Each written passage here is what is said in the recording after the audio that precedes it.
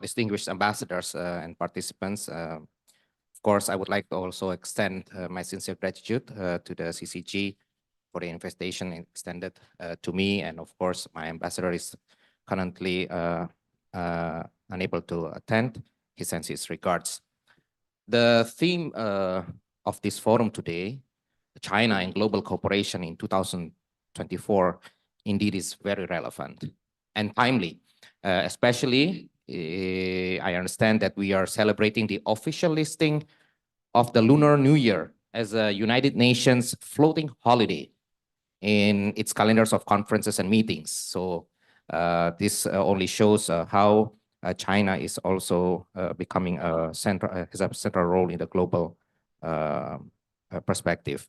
For Indonesia, of course, the Chinese New Year is also observed as a public holiday. And on this, I would like to, I remember last year, our religious affairs minister quoted a section from the Confucian classic, The Great Learning, which reads, "To govern the state, one must first harmonize the family." I think this is a teaching that may have laid the foundation for the currently famous Chinese saying, "Educate oneself, harmonize the family, the country, and make peace in the world." Having said that, I think few of us would disagree with the opinion that a strong and friendly China will bring positive impact to the region and to the world.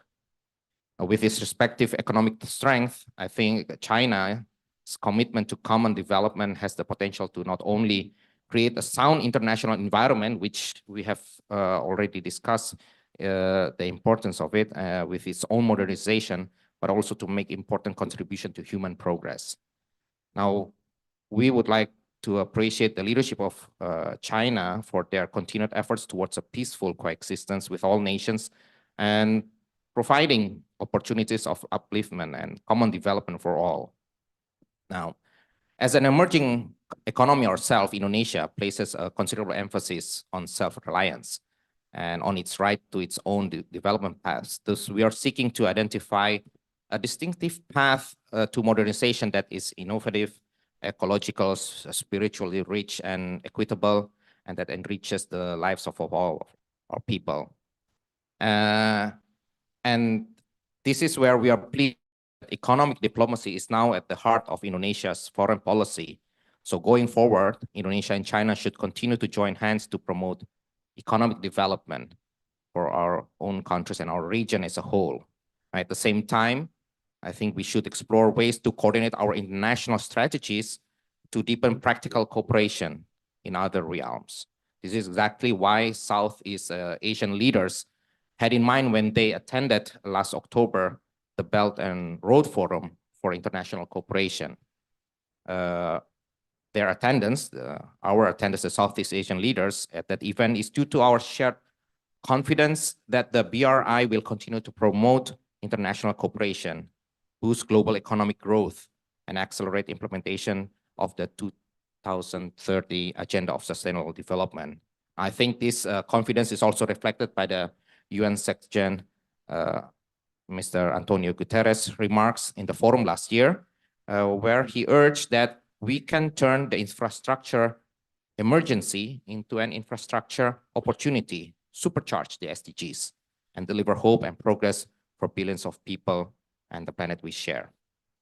Now, lastly, like many other developing countries, excellencies in the region, Indonesia is still a participant of the BRI and will continue to support efforts to ensure synergy between BRI projects and ASEAN development plans.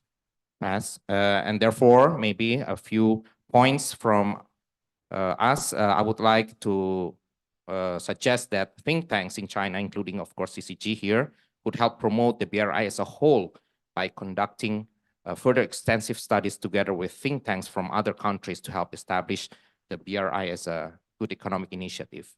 And our friends in Beijing would also disseminate more information to participating countries so that they could better understand the BRI as a whole, in its entirety or in its appropriate context and perspective, while participating countries also create efforts to improve each of their own information provision to keep the public in the loop on the synergy between BRI projects and each of their prospective development.